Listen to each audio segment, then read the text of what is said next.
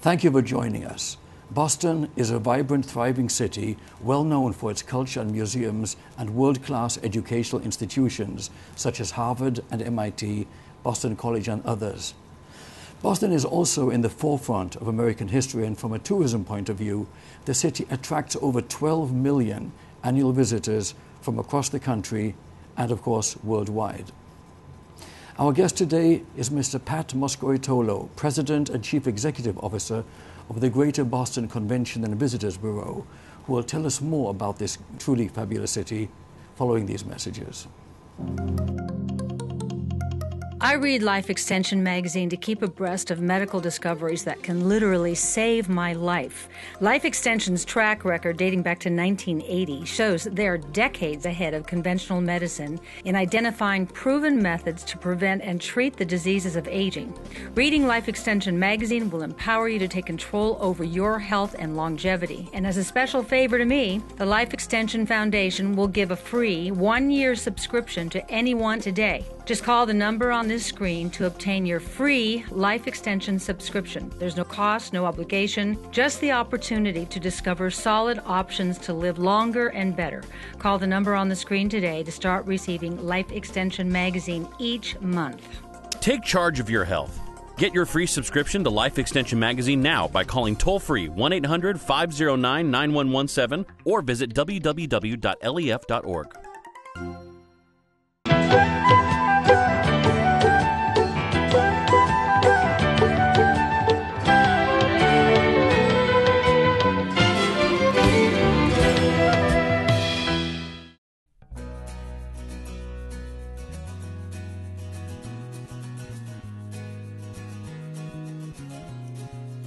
There's so much history in Boston, and it's laid out in such a great way, being able to walk the Freedom Trail, visit the Bunker Hill Monument, go to the Boston Common, see a Harvard University yard. It's just been really almost life-changing for these kids.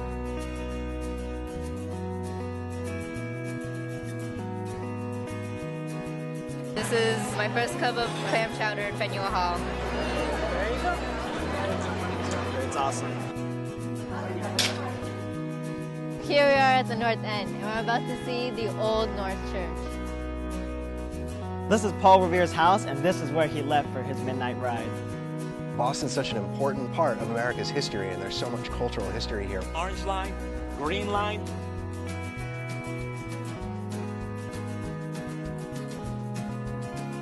Today I've been taken back in time, experiencing the Mayflower and the Plymouth Plantation.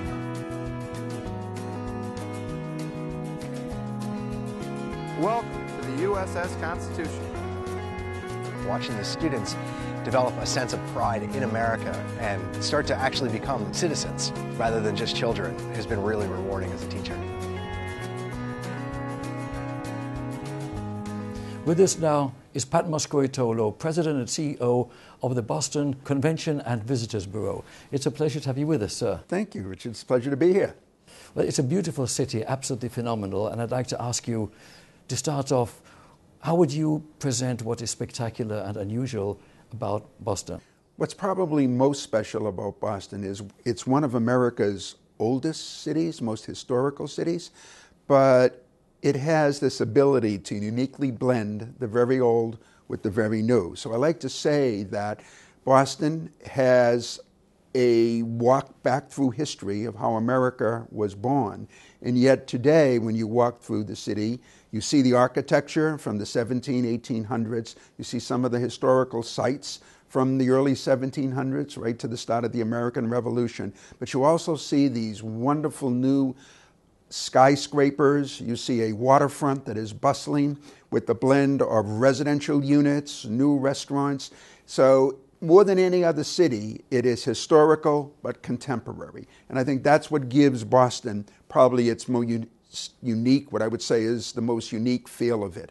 And it's also a very young city. For a very old city in terms of chronologically speaking in history, but it's a young city because of all our colleges and universities. So what that means is people live in the city, they spend time in the city. It's almost like a 24-hour city. And that's, again, because people live here, work here, and we have these wonderful universities that are the underpinning of our city's economy. Let's talk about history for a second. People think about the Puritans and so forth.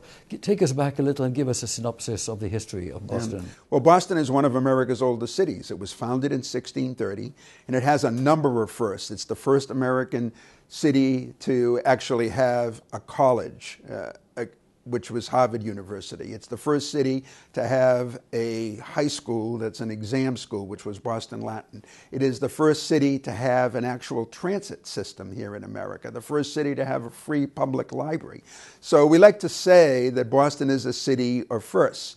And what that means, basically, is we've been able to take some of what is what I like to call the brand of this unique city, but we also are always moving it forward. I like to also say that as wonderful as these firsts were, and as wonderful as the history of Boston is, our greatest days are still ahead of us. And we're seeing that in terms of all the new knowledge-based industries that are sprouting up around and in the city. Obviously, the second most prominent thought that comes to mind is that of education. Schools such as Harvard, MIT, and other. And of course, the Convention Bureau. Tell us a little bit about the convention facilities and how many organizations come here to have their events. We actually have two convention centers here in the city, one right here in the downtown area and one on the waterfront. The one on the waterfront, the Boston Convention and Exhibition Center, is our newest convention center. It opened in 2004. It's 3 times the size of this much smaller convention center here in the Back Bay. So Boston does overall, between our hotels and our 2 convention centers, about 3,500 meetings and conventions a year. It generates upwards of $12 billion in economic activity for our region. That's business for our hotels, for our restaurants, for our museums, attractions, transportation companies, the public transit system, the cabs. So the whole convention, meeting, tourism industry is a huge driver of economic activity for Boston's economy. And it plays off the fact many of these meetings that take place here are meetings that are educational in nature. By that I mean they're driven here by Harvard, MIT, Boston University, Boston College. We also have upwards of 15,000 international students who go to school here in Boston. That also adds in a big way to Boston's economy. How has the economy in general in the United States affected progress here in Boston? Well, I think what's happened, like every American city, when the U.S. economy dipped a few years ago, we felt it. I don't think any American city is totally, proof-ridden or in the sense of has an ability to outride what's going on nationally or internationally now, because we're much more a global economy than we've ever been. But I think what we've seen is Boston's come out of this recession or this dip faster than any other American city. And we see that reflected in the unemployment rate. We see that reflected in the activity at our convention centers, our hotel occupancy. We will finish calendar year 2012 with the highest hotel occupancy in Boston and Cambridge than the city has ever had. So even through the boom years of 99 and 2000, we will exceed that. And what's interesting is we have added about 6,000 new hotel rooms in 12 years since we hit that high point in 99 and 2000. And here we are finishing 2012 with almost an 80% occupancy rate for the entire year, with probably the second highest average rate of any American city. New York will be first and we'll be second. Please tell us a little bit about the museums. You have outstanding facilities here. Well, I think that's very much a part. Our cultural and historical attractions, our museums, are very much a part of Boston's brand. I mean, when you ask people to associate Boston and you ask, what do you associate it with? Some will say colleges, Harvard and MIT, you mentioned, obviously. Some will say our great hospitals and our research facilities. But you look at the data, I'd say 4 out of every 10 would say museums and attractions. The Museum of Fine Arts, the Museum of Science, the aquarium, our historical attractions along the Freedom Trail, very much a part of people's sense of Boston as a brand. And we're fortunate like that because they are known worldwide. Boston is also a city of great cultural diversity. Tell us a little bit about the city from that aspect. Well, what makes Boston so diverse, again, are these 35 colleges and universities that are here in the Boston-Cambridge area. And by that I mean they attract students from around the world, from every part of the world. Many of these students come here for either the undergraduate education or they come here to do graduate work at MIT or at Harvard Law School, Harvard Medical, Boston University, Boston College, Babson for business and MBAs. And then they stay here. And they stay here and they create businesses here, or they become part of the broader Boston business community. They raise families here, and it's sort of the next evolution. So when you look at Boston now, a city that, was first founded by the Puritans, and then it had a significant Irish population, a significant Jewish population, a significant Italian population. Now, when you look at Boston and Boston's neighborhoods in Cambridge, the matter of fact about it is simply that Boston is really a majority-minority, culturally diverse community. So there are more cultures represented in Boston and Cambridge today than at any time in our history. And excellent restaurants to reflect that fact. And that's what happens. Many of these different ethnic groups create new restaurants and bring tastes from around the world to Boston. So we've seen it in some of our famous chefs and chef owners now who represent, whether they be European, whether they be South American, whether they be from other parts of the world. We benefit from all of that, from China or Japan. We're very, very fortunate. And interestingly enough, many of them came here again to go to college or university or to do special programs at Harvard or MIT or Boston University, and then fell in love with our city and stayed. And we are the better for it. I mentioned earlier that we visited a few museums, including Science Museum at MIT and also the Holocaust Museum. Tell us a little bit more about the ethnicity in this city. Well, as I had said, if you go back over time and you look at the different ethnic groups that populated Boston and Cambridge and the contributions they made, one of the very large groups was the Jews. And the Jewish community was very involved in sort of helping our city to expand. And today, if you go down into the government center part of our city, down near Faneuil Hall Marketplace towards the waterfront, there's the Holocaust Museum. And that Holocaust Museum, goes back and takes you through what happened in World War II and all the incredible stories. I mean, you cannot walk through that museum without, catching your breath and being impacted by it emotionally.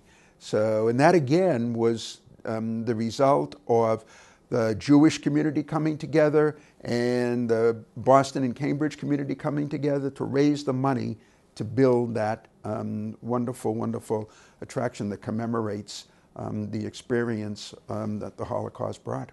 And of course, speaking of education, it is essential to learn the lessons of the past so that they are not repeated in the future.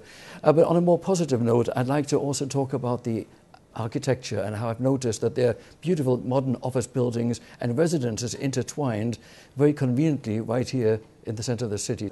Here, I actually think that, again, that's the center of what makes Boston such a spectacular city. It has some of the attributes of the older European cities, but it has succeeded in being able to blend the old and the new. And basically what it's done is there's been, with these wonderful, great homes and buildings, whether it's up Commonwealth Avenue or Beacon Street or in the Back Bay or in the North End, and they tend to mix, and Newbury Street is a good example of this as well, they tend to mix the commercial with the residential. So on the first level, at street level, you would see all these wonderful shops and restaurants, but above them, the second, third, fourth level is they're all residences, or they're now offices. Why is that important? I think it's important because it gives Boston this 24/7 kind of sense. So people not only work in the city, they don't just come in at 7 a.m. in the morning and leave at 7 p.m. at night. They actually live here. That means they're out on the street shopping, they're out on the street eating, they're just out on the street walking, and during the spring and summer and fall with all the outdoor cafes, again, a very European feel in touch, it makes the Boston and Cambridge area very special. So we're very fortunate about that. We have 5 professional teams besides the Red Sox. We have the New England Patriots and the Boston Bruins and the Celtics, the New England Revolution. In soccer, we have some great college hockey teams here and basketball teams. So we're very fortunate. Again, creates an excitement, a passion for our community to get behind and support these teams, and teams that have actually played in Europe, to kick off the season. And Patriots played twice in London with the NFL, the Red Sox. We're in Japan, and we're very fortunate to have such, great teams that give people the passion to get behind them and support them. I want to thank you very much for being with us today. It's been a real pleasure. Well, thank you, Richard, for the opportunity to meet up with you.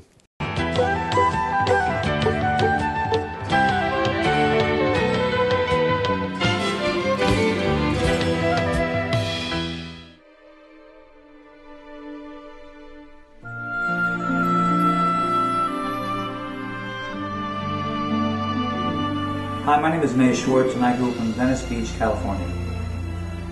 Hi, I'm Shipra. I'm from South Beach, Florida, and shortly after we got married, we moved to Boston.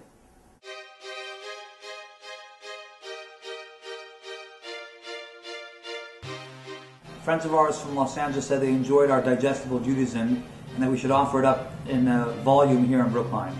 It was a little risky at the time, but we took whatever money we had. It was enough for a first, last, and security deposit for a rental on Marion Street, and that's how we got started.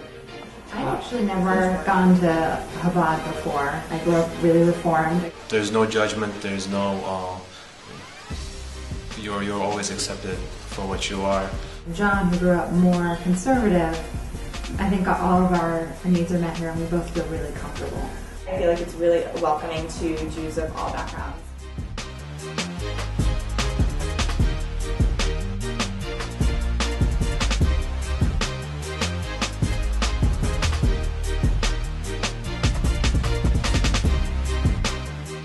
We've become the largest Jewish young adult organization that offers both religious and social services to young adults.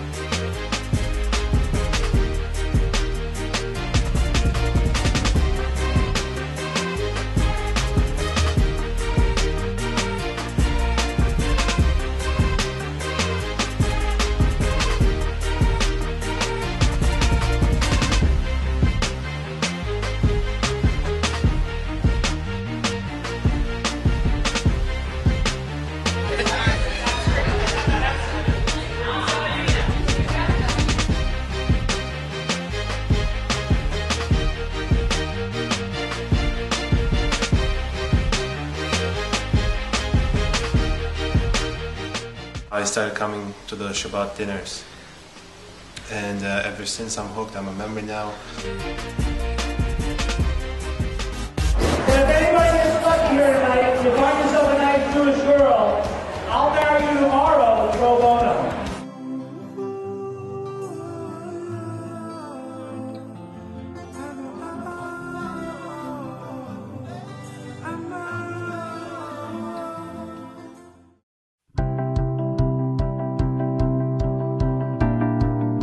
My memories of Hebrew school as a child, I remember feeling bored quite often. I didn't learn much beyond just how to read and say the alphabet. I wanted my children to have a different Hebrew school experience than I had growing up.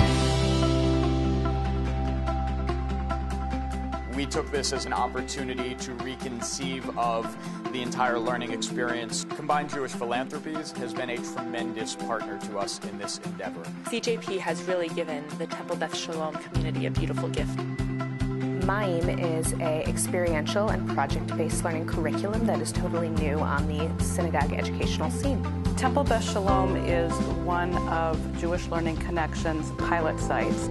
My favorite thing is the projects and that I get to be with my friends. We want to ensure that the learning that goes on is deep and impactful and helps them learn how to incorporate their Judaism into their lives. Project-based learning is different and unique because it's entirely learner-driven. It's fun. MIME would not have happened and launched so successfully without our partners at CJP. They really invited us to dream big and then sought to support our making those dreams real. My kids are excited to attend. I don't have to peel them out of bed. I love MIME.